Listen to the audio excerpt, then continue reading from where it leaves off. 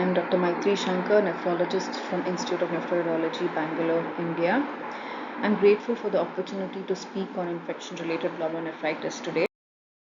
I have no conflicts of interest to declare. Here is the brief overview of my talk.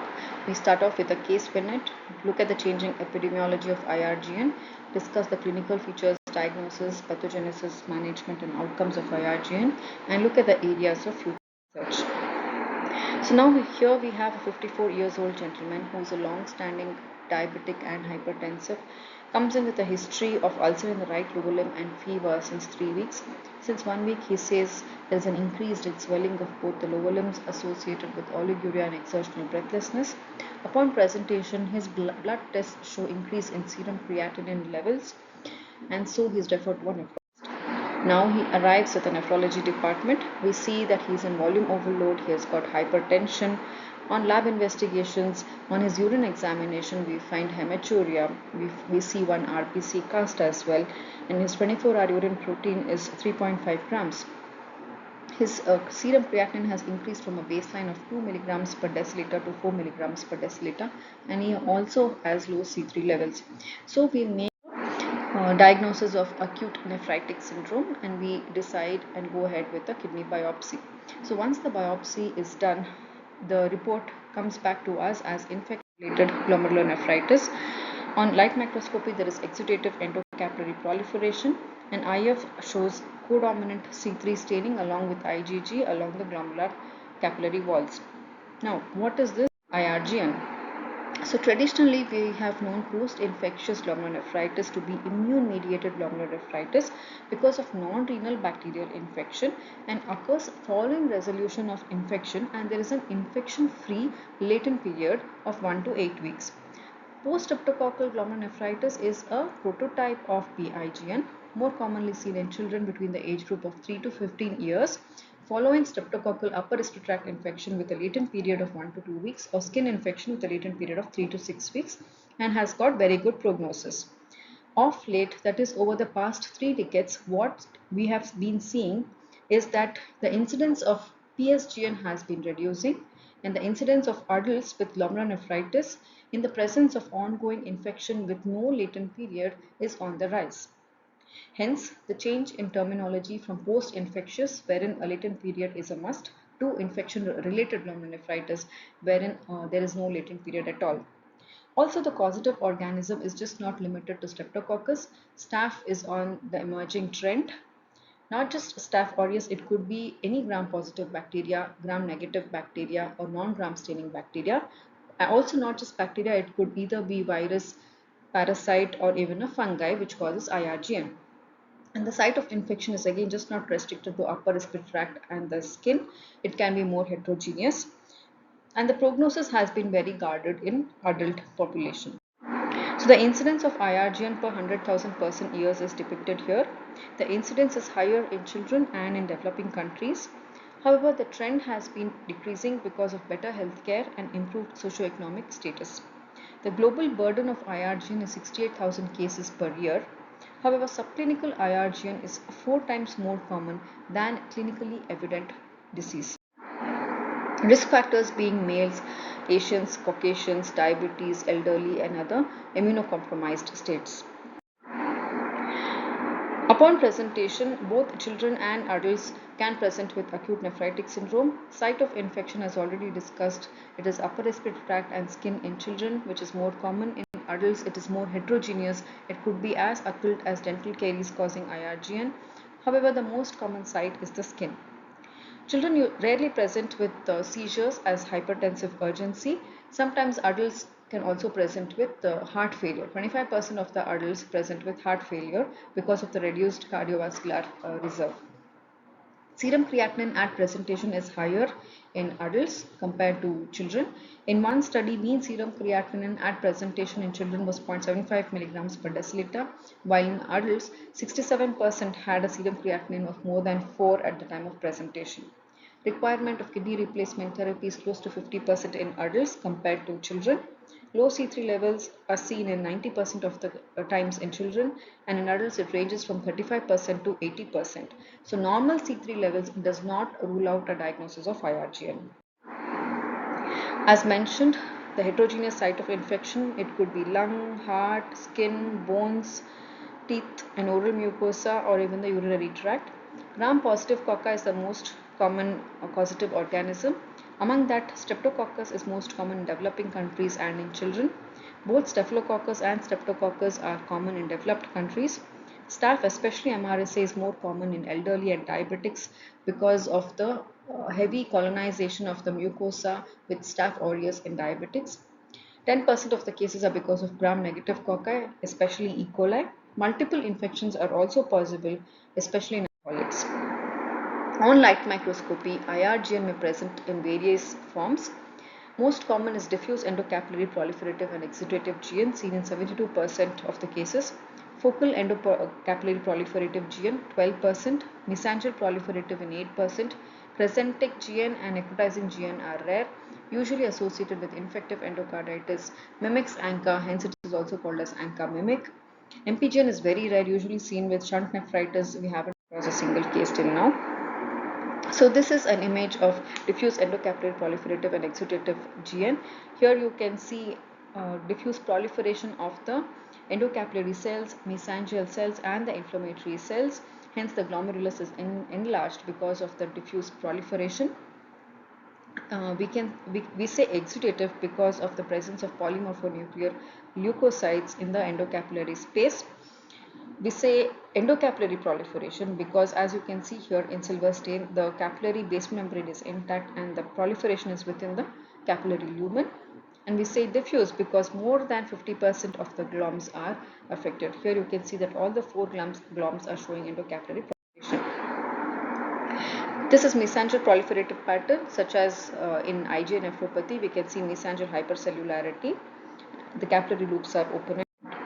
Crescentic, there is break in the glomerular basement membrane, exudation of the plasma into the Bowman space.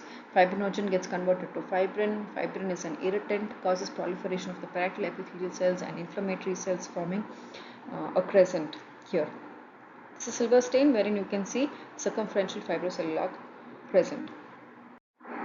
Upon immunofluorescence, we see C3 dominant or codominant with IgG.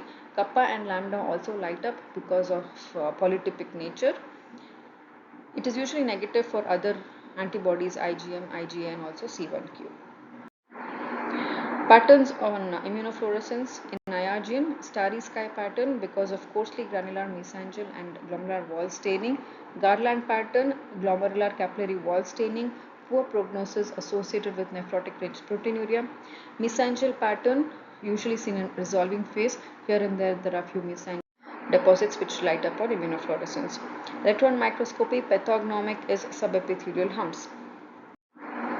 Sometimes we may see intense deposits of IgA as sole or dominant immunoglobulin on immunofluorescence, and we call it as IgA dominant IRGN. There are few case series of IgA dominant IRGN, but the gist is that it is more common in diabetics, skin infection due to MRSA, and the prognosis is poor. Complete recovery seen in only 13% to 40%, and progression to end-stage kidney disease is as high as in 60% cases. The diagnostic criteria was proposed by Nasir et al.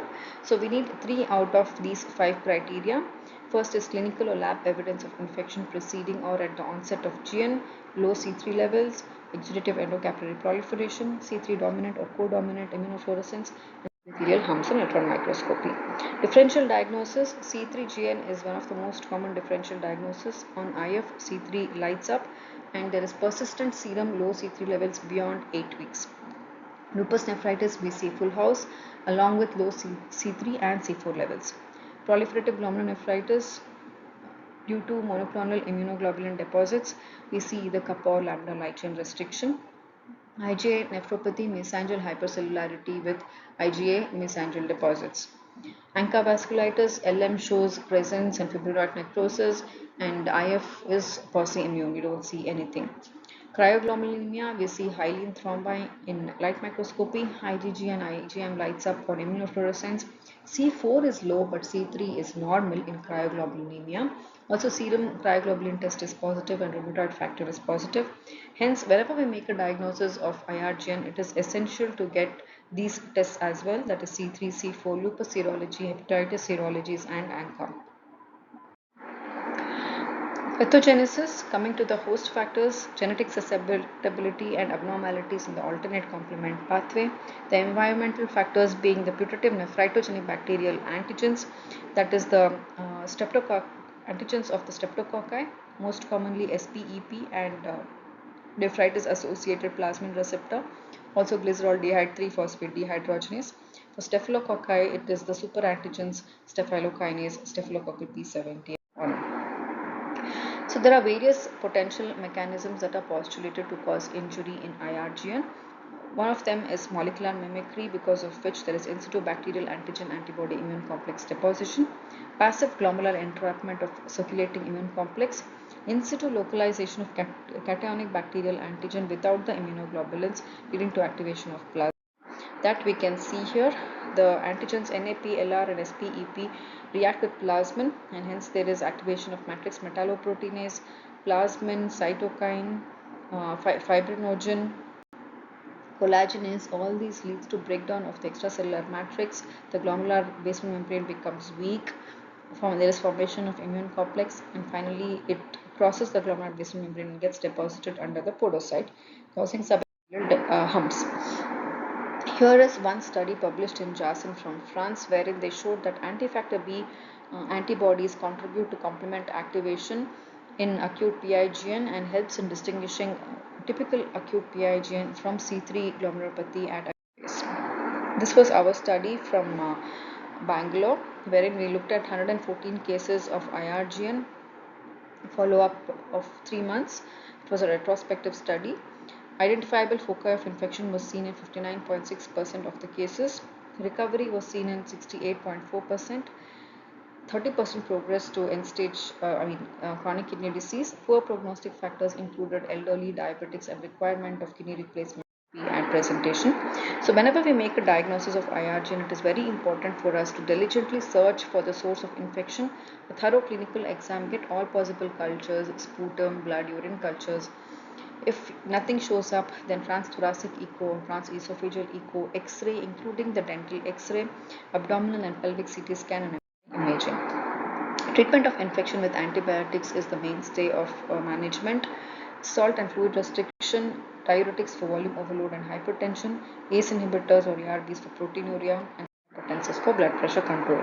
Now coming to the role of steroids in IRGN, this is one study from our country wherein they randomized 26 patients to receive steroids and other 26 patients to receive supportive care alone with no steroids. At the end of 6 months, there was no significant difference seen with respect to renal recovery.